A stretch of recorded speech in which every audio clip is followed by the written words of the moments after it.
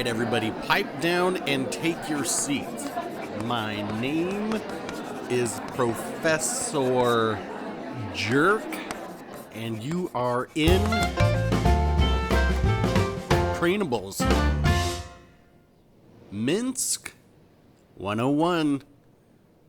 And what will we discuss today doesn't just apply to the Minsk, but much of the Russian destroyer line. And one reason I thought this would be good, if unpopular, is because so many people struggle in the Russian destroyers. They aren't the easiest line to play, but that's because they are quite different than any other lines and require a bit more work to get the most out of them. Similar to you as a teenager writing bad poetry about the purple lake of desolation that you find yourself in, they're just misunderstood potential. To succeed with the Russian destroyer line, you must open your mind to the acceptance of others. And while you may be resistant at first, and it may sound like they have been brainwashed by the media, there is a simple truth. While on the outside they may have all the parts of a destroyer, on the inside they identify as a cruiser. And it's not just some phase they're going through, this is their choice. And rather than try to force your own views on destroyers upon them, if you can instead open your mind and heart and just accept them for who they are, life on the seas will be happier for everyone. If you look at the life of a round in this game, you can break it into 3 parts for 95% of the matches you play. There is the opening, the mid-game, and the end-game. You must read the flow of the teams and exploit any weaknesses you see, and when played properly, Russian destroyers exceed at causing the opposing team to make mistakes because they are like John Lovitz's character, Annoying Man. Your primary job is to annoy the red team to death. You are fast, decently agile, and the shell velocity makes hitting targets pretty easy. If you scrape your fingernails across the chalkboard long enough, you can get the reds to shoot at you instead of your teammates.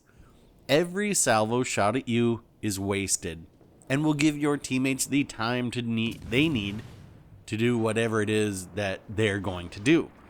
So if you look up here, you're going to see that I am shooting at a Scharnhorst, and I'm getting decent damage, maybe 1200 a salvo.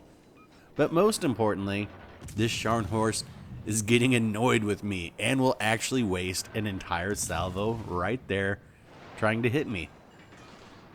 I don't know if they're losing their focus on the carrier or not, but that one salvo, that's potential damage XP that I'm receiving, and that's also damage that my teammates are not.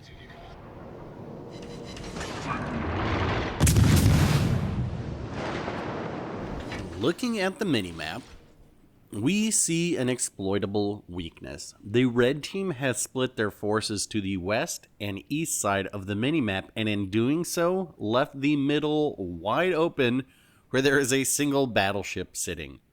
Now, regardless of the team sport you are a fan of, if any, I am at a loss to think of any where leaving the middle unguarded is a good idea. So, whether you're leaving the lane open for a slam dunk, or running the ball up the middle to the end zone, or taking the puck to the net, or goal, seeing this is a green light for me to act and to prepare myself for the mid-game.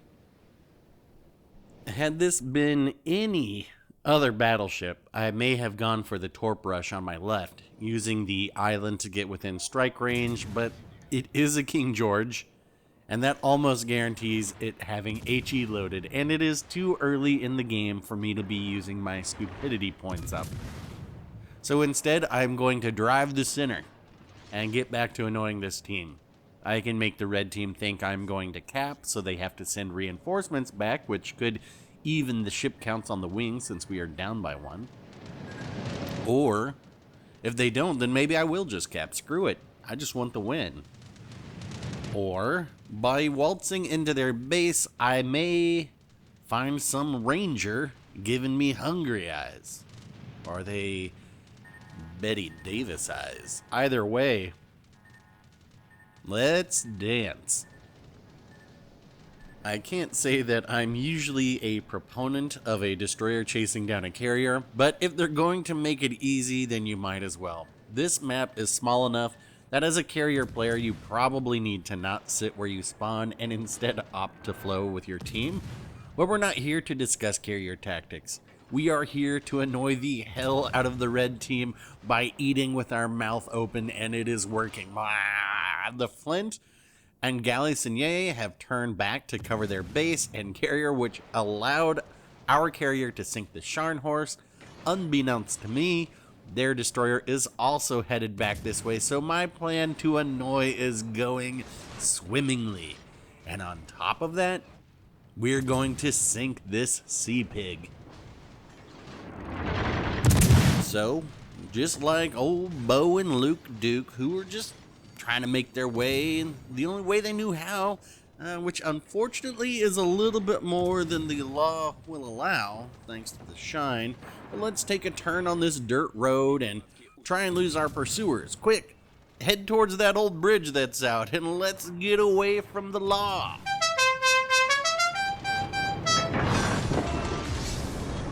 Вражеский авианосец потоплен. This is why Twist and Track is a must-have. The closest thing to us is in front of our bow, so we need to get our guns to bear and prepare for our next engagement. The turret rotation on the Russian destroyers is pretty slow, so a close-range battle against another destroyer is not where you want to be, as you will find yourself turning faster than your guns can. So more often than not, you'll want to get a little space between you and the other destroyers.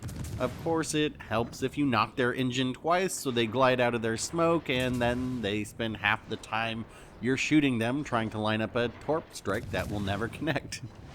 And with that, now I will start to lay some smoke to break line of sight. Generally speaking, that is not how I prefer to use smoke in a Russian destroyer. I want to use it to sit in and start fire after fire on battleships or cruisers and annoy them to death. But as my nearest support is a little too far away to help, I'm going to use it to break line of sight and then start annoying the Flint and Galissonier again. I want them to shoot at me instead of these battleships that I'm trying to support.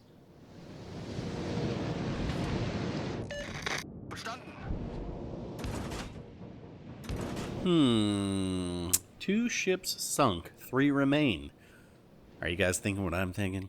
We need to sink the Flint, secure the Galissonier, and then ambush that King George that's just been sailing around with a greater fear of commitment than I ever had, getting a note passed to me that simply asks the question, do you like me, yes or no? So to do that, we must do the unthinkable. Gun down a Flint using a destroyer.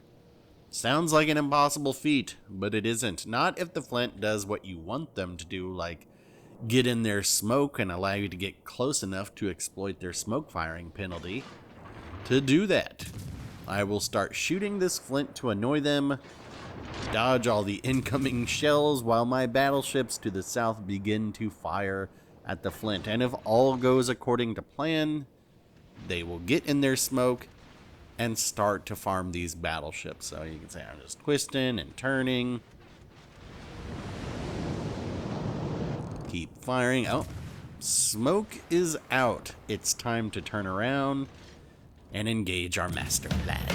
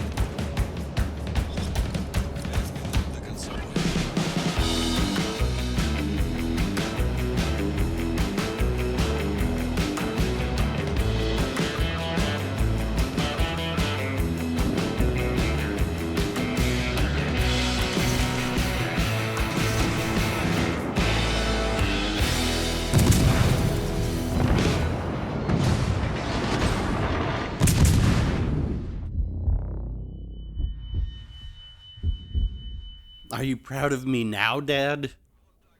That's how it's done. But the Ganais now says 9. Still unimpressed with everything I've done. Fine. I will go get ship number 4. So, to do this, let's go ahead and move into the Flint Smoke and finish this Galley Senier. Not that it needs much.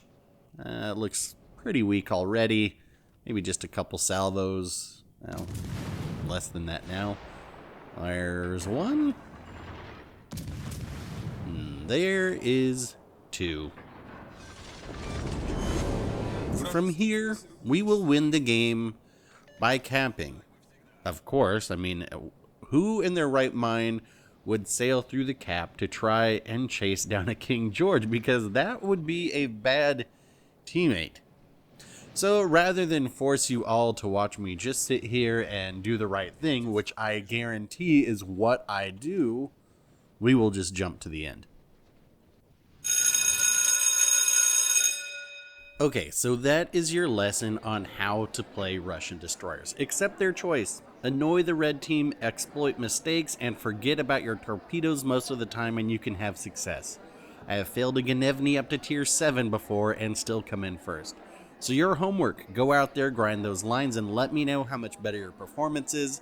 This class is pass-fail. Give it a thumbs up to pass, a thumbs down to fail.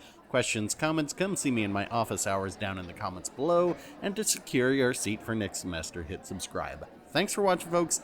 I'll get back out there for another one soon, and we'll talk then.